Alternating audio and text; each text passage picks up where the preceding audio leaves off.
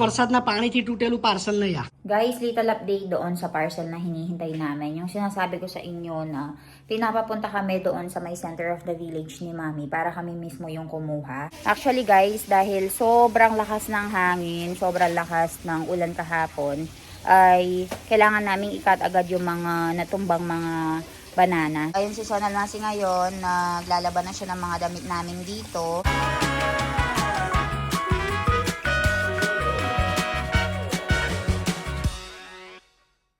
Guys, magandang umaga sa inyo. So, maghapon ngayon na wala daw internet and wala daw kuryente.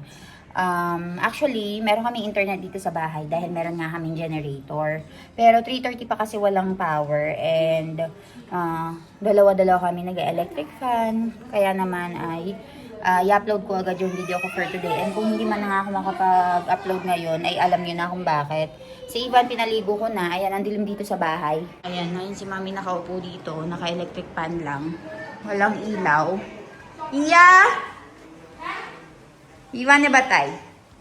Hi, Iwan! So, nakaligo na siya. Kukuhanin na siya ni Iya. Chala, tata! Bye-bye! So, ayan guys, naglampasan na si Sonal Masi dito. Ngayon ay maliligo na ako. And then mag-e-edit na tayo ng ating vlog para makapag-upload tayo.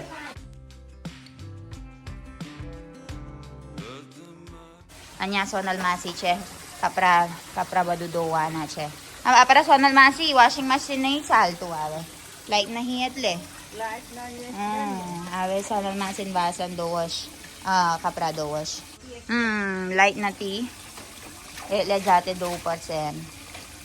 So, ayun si Sonal Masi ngayon, naglalaban na siya ng mga damit namin dito. Dahil wala washing machine. And si Papa, meron siyang work sa farm. And si Hia, kinuha na si Baby Ivan para laruin. Actually guys, dahil sobrang lakas ng hangin, sobrang lakas ng ulan kahapon, ay kailangan naming ikat agad yung mga natumbang mga banana. So, dahil nga sa lakas ng ulan kahapon, ay nagka-loss tayo doon sa farm. And medyo kuunti nga lang yung kuha nila doon sa mga bananas natin.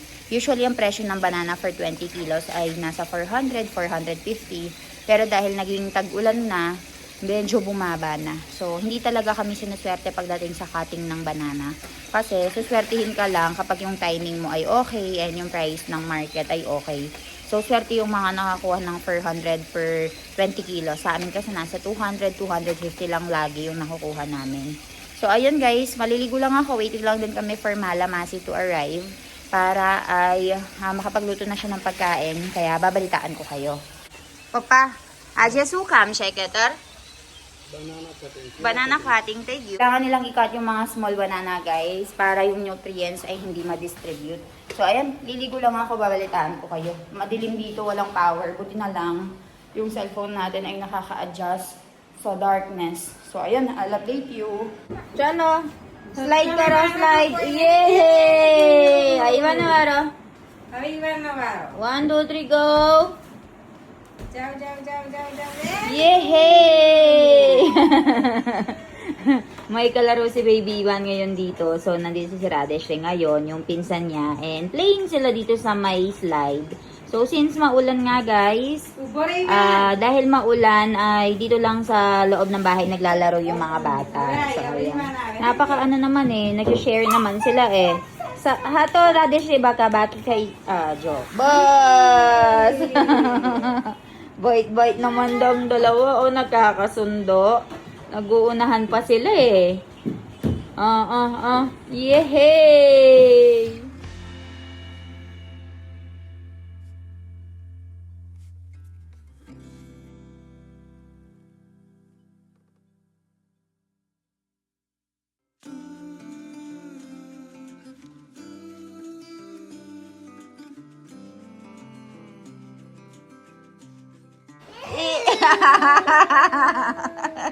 Hindi naman umiiyak nasakot siya.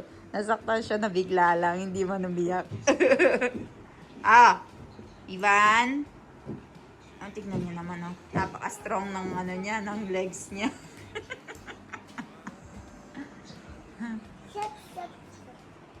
Ayun. Dito lang kami sa bahay naglalaro, guys. Napaupo siya doon. Nasaktan eh.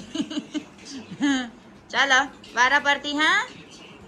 Chalo, 1, 2, 3, go! Chalo. Go! Ahí va Nevara. 1, 2, 3. Go! Very good. Yan, may kukutay gidyo. May kukutay gidyo. Daddy Shri. Hi to ka?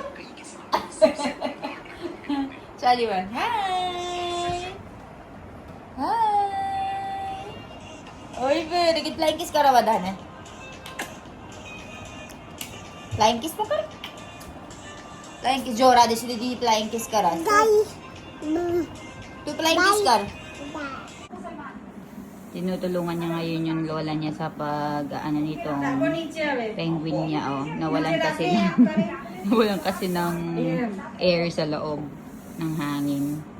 Napakamatulungin naman ng baby Iban ko. Very good. Help to card ba, ne? Chal, help. Help ba? Ano naman kaya ang kukuhanin niya? Tignan mo. Diyos ko po, lalaking anak.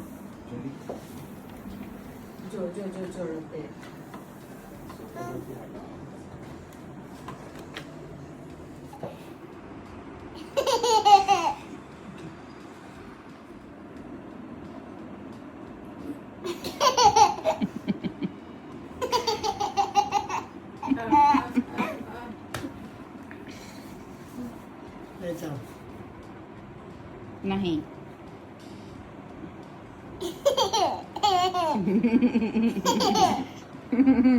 Naglalaro siya ng daddy niya.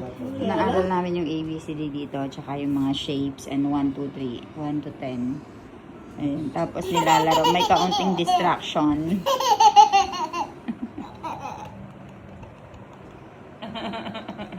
Wah!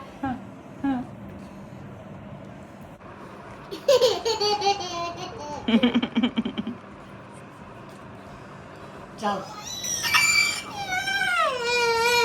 Nay Bachwano. Ramano. Natapos na kasing mag-aral, kaya ayaw na niya. So many oral student na. So many aral-aral na. Play naman daw, daddy.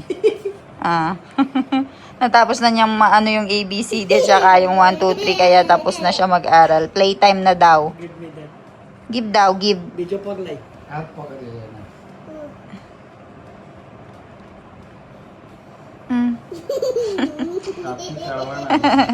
And I already taki gya ABCD Bachwano.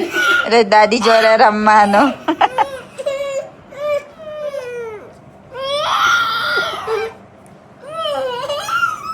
Please, okay na?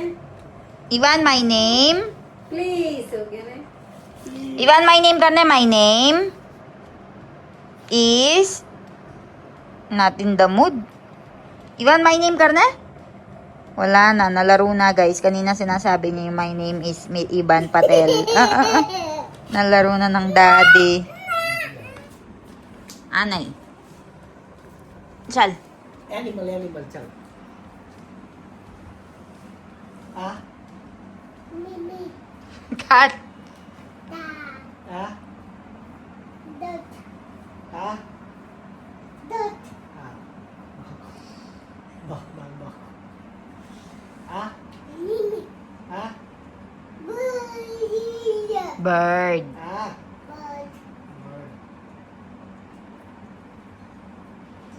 Ah? Rabbit. Ah? Snail. Ah? What? Very good. Ah?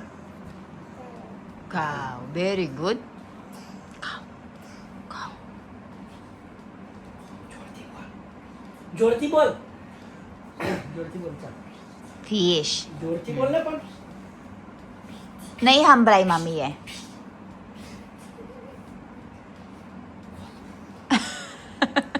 जोरती बोल ना पण आओ जा Very good. ah Very good. ah Giti. ah Shrimp. ah Dot. Dot. A. B. चल नेक्स्ट चला Butterfly. हाँ हाँ बटरफ्लाई Pig. Very good. हाँ Snake. Very good. Squirrel. चक्करी बताइए चला फिनिश कर they finish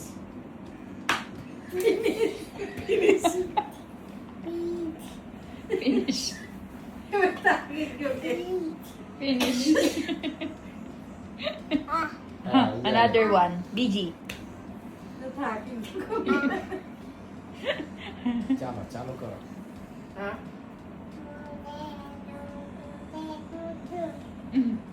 Ivan, my name is Ivan Patel. Ivan Patel.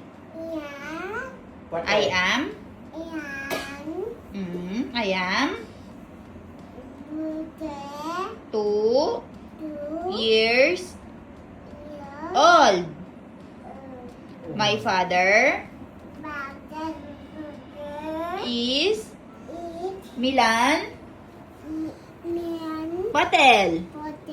My mother is Elaine Patel. I live in Bavdi. My grandfather is Praveen Patel. My grandmother Thaki gya? why he is not speaking when camera You don't know how to be pasikat. You're always speaking when camera is off and when camera is on. he is not speaking You don't want to be discovered. Earlier, he is completely speaking everything completely, clearly. Last time how many days 3-4 days 3-4 now. days he is properly speaking my name is Ivan Look. Patel. Bakse man. boss ये कहता नहीं boss Bus. તોડી જ નાખે quota bag તો બીજી બીજી તોડી નાખી શું છે? Phone. Charger.